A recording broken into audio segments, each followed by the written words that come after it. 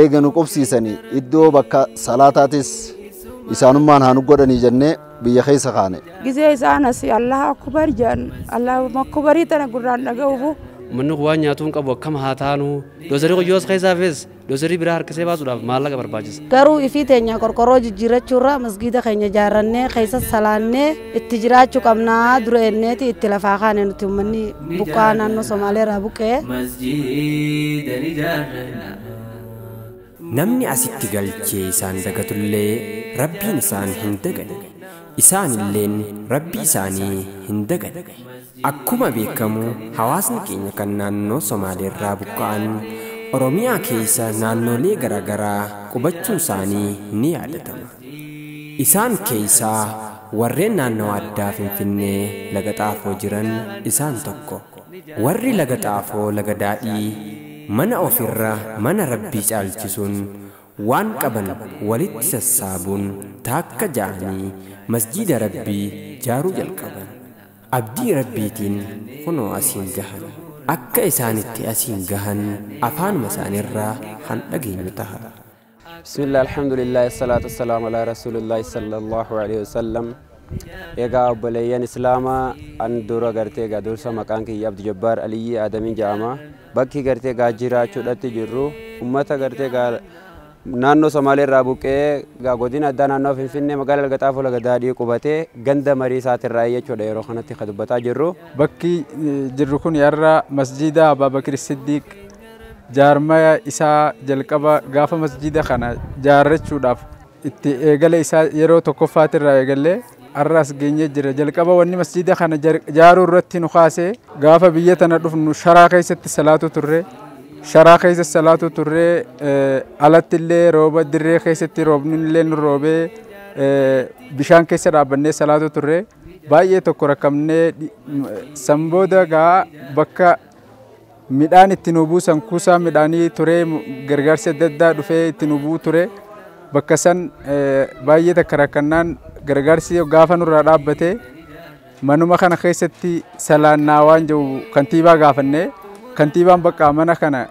itti salaataa ittiin wayyamuudha wajjiniin lafti tun masjiidaaf isinii kan namtee masjiida itti ijaarrachuu ni dandeessan nun jettee adda caaltuu isaanii jechuudha.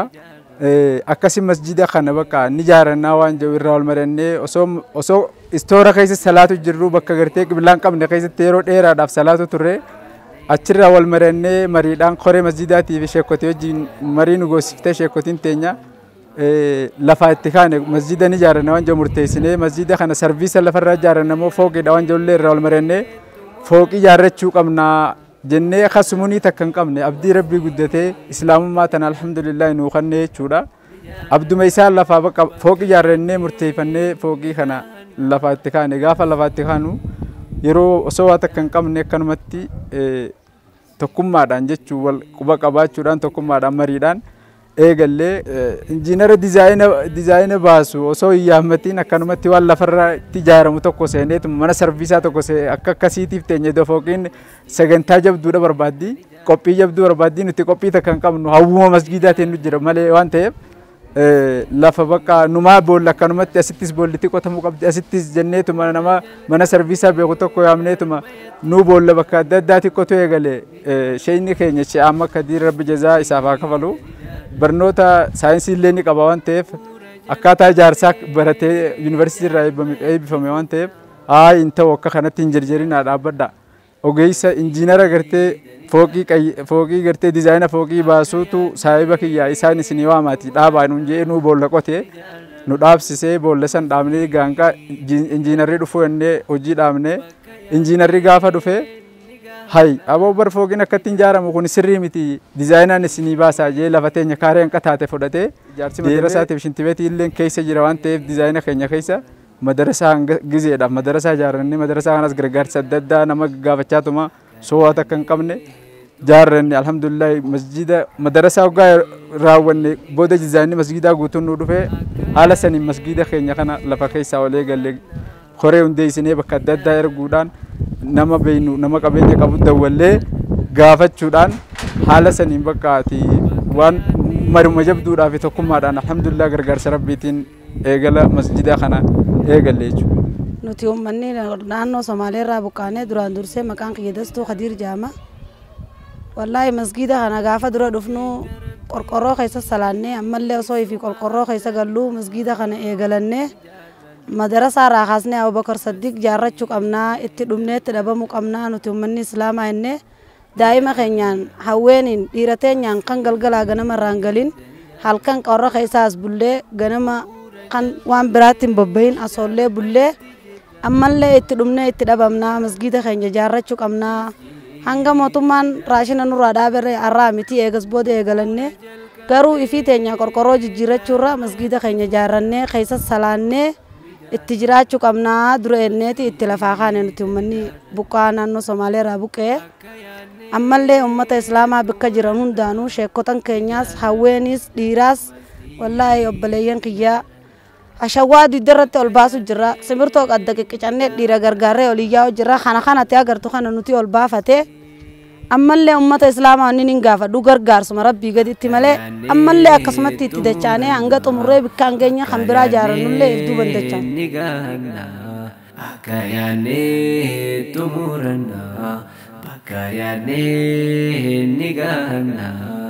Akkuma argamu kanatti miskiinni keenya sadarkaa jalaatirraa ka'ee sadarkaa lammaffaarra jira. Kana godhuudhaan hawaasni keenya kaasii kun osoo nyaata waan afaanin nyaatu waan garan nyaatu osoo hin qabaatin garaa hidhannoodhaan hanga tattaaffii isaanii mooraalii isaanii itti kaanee mariidhaan garuu asirraa waan qabeenya ittiin jaarru waan hin qabneef hawaasa nu qubsiise. Hawaasni keenya isaan nu qubsiise as eega nu qubsiisanii iddoo bakka salaataatis isaanummaan haa nu godhanii jennee biyya keessa kaane asirraa jalqaba Baalee fi Harargeetti koree bakka lamatti ijaarree ergine achirraa ilaa Arsii Jimmaa akkasitti yaane gargaarsa adda addaa irraa gurrachaa turre akkasuma waliin bilbilaanillee warra biyya alaa jiran Suudii jiran Awustiraaliyaa jiran Ameerikaa Kanaadaa warreen kana hundarra bilbilaan asuma teenyee du'aayii godhachuudhaan hanga sadarkaa kanaatiin geenyee jechuudha. Akka gaafa biyya tana dhufne azaana barbaada nuti ummata Islaamaati azaana barbaada gooroo hundarra baane waan takka Allahu akbarii takka dhabne sanirratti as jechaanee wal yaamnee namuu gaafa duraan mana jiru bakka itti salaannu jennee as baanee dirree tanatti wal yaamnee rooba keessatti horoba keessatti salaata jammarre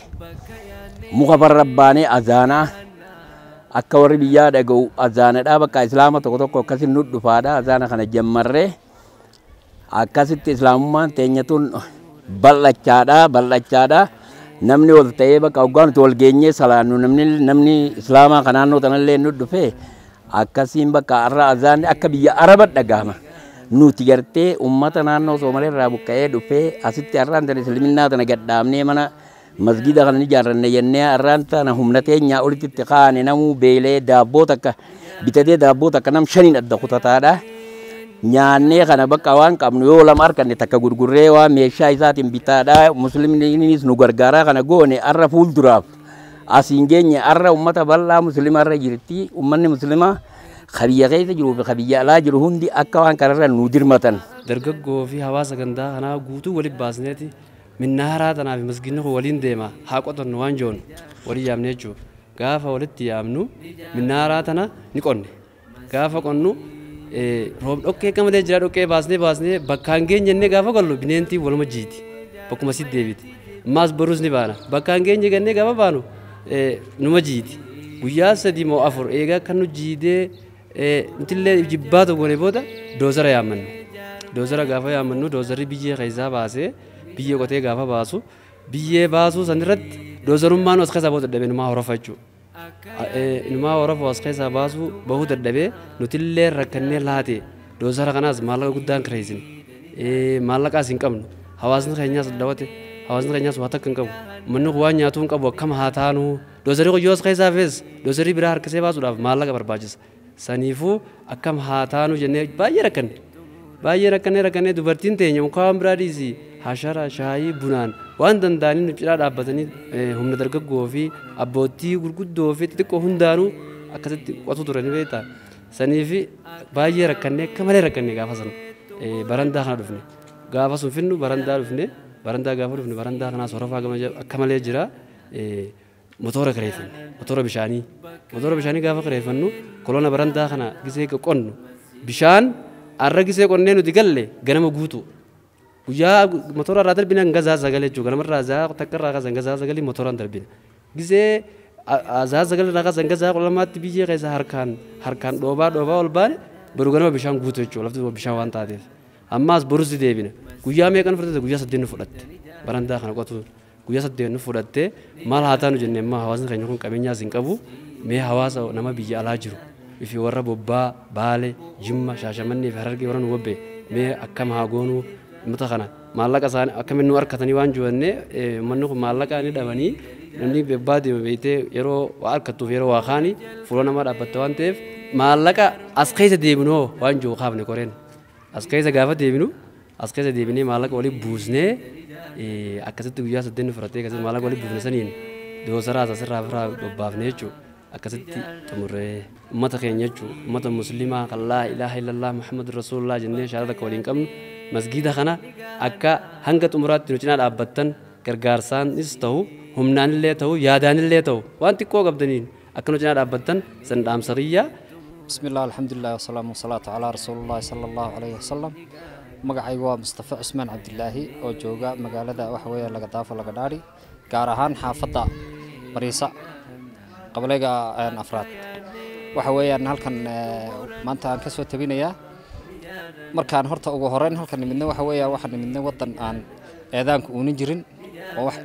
eedaan uunin jirin oo wax masaajid uunin jirin kadib waxa weeyaan annagu marka wuxuu ilaahay noo keenay dacwad ahaan iyaan horta meeshan u nimidna hase ahaatee waxa weeyaan taas awgeed iyaan waxa weeyaan shiraac baan ku dhex tukan jirnay shiraaci kadib store baan u bedelanay store-ki kadib waxa weeyaan waxaan store-ka ku dhex tukanaba masaajid han dhisanaa nidhi waxa weeyaan rag iyo dumar intaan kaanay iyaan dhexda xidhanay masaajidkayga alxamdulillahi rabbil caalamiin meel hagaagsan buu noo marayaa meel saro hadda noo maraya alxamdulillahi rabbil caalamiin taas awgeed baa waxa weeyaan intaan nidhi maxaadiraan qabanaynaa maxaadiradaas culimadu waxa weeyaan dhammaantood inay meeshan ay loogu yimaadaan baan rabnaa aan ku dhamaystirno masaajidka waxa weeyaan dee dhan walba waxa weeyaan ay naga garab istaagaan insha allah biidnillaahi kariim taas awgeed baa waxa weeyaan maxaadiradan u qabanqaabinaynaa walaalaha iyaga muslimiinta meel kasta ay joogaan waxaan leenahay idinkuna waxa weeyaan garab istaaga meel kasta joogtaan garab istaaga waayo waxa weeyaan wax inaga noo wada dan ah dad muslimiina waxa weeyaan meeshan ku tukanaya insha Allah waxaan doonaynaa waxa weeyaan wadankan inaan gaarsiino diinta islaamka haddii la yiraahdo bismillah የዚህ አካባቢ ያሉት እነ ዶክተር አህመድ ነበሩ በጣም እየተባበሩ ነበሩ ከኛ በፊት የነበረ እዛ እኛ ደግሞ እዚህ ጋር መስገጃ ስላጣን በዛ ሰዓት መጋዘን ነበረ በመጋዘኑ ደግሞ እኛ ይሄ ቤት ቅልባ አልነበረም ቅልባም የለውም በዛ ሰዓት የት እንደምንገባ ግራ ገባን በዛ ሰዓት ቡኻር ውስጥ ሰላት ጀመር ይሄ ዶክተር አህመድ እኛ ጋር መጣ እኛ እንኳን ያስተባበረን ነበረ በዛ በኩል ይሄ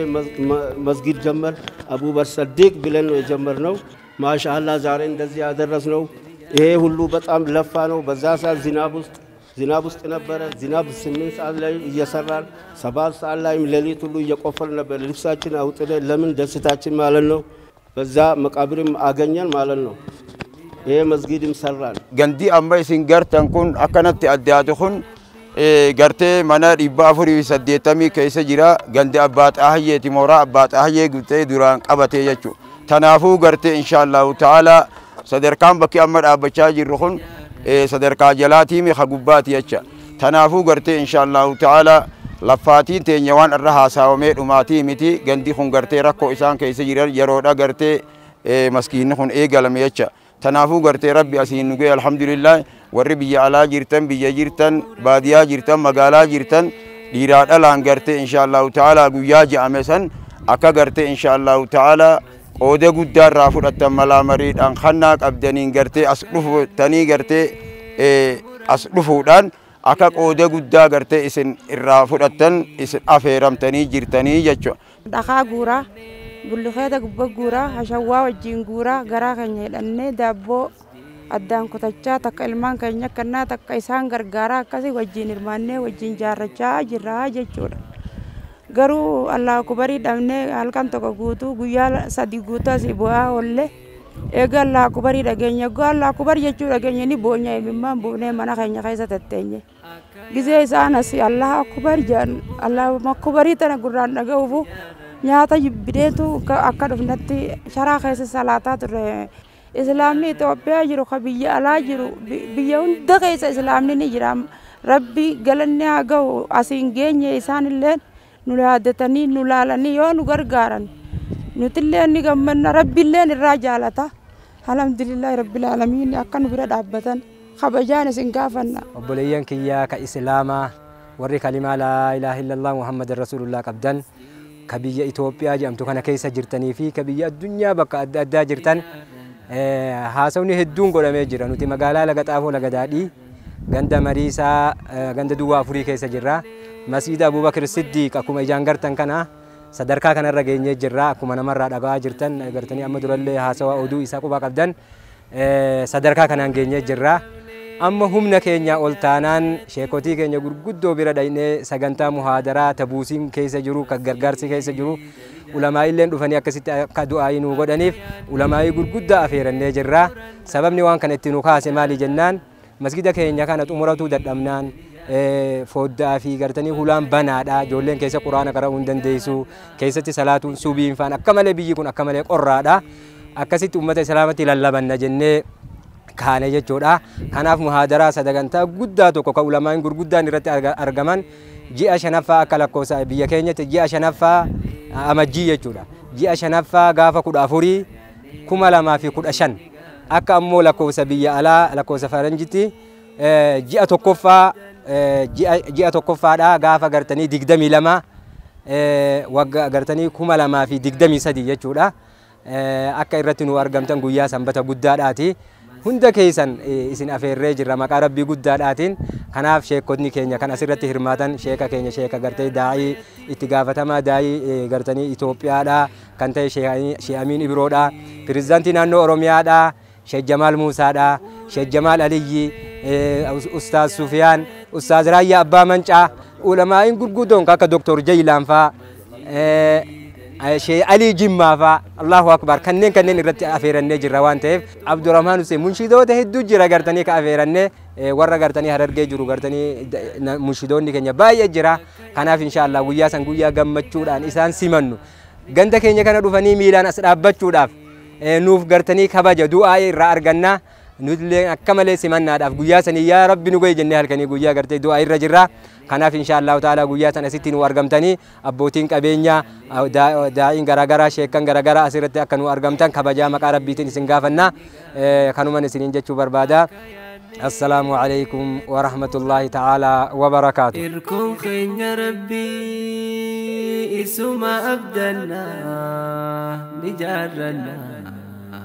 مسجد نجارنا مسجد نجارنا بؤور جل كمل جار ما يتجرى نجارنا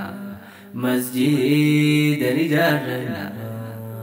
بؤور جل كمل جار ما يتفوفنا نجارنا مسجد نجارنا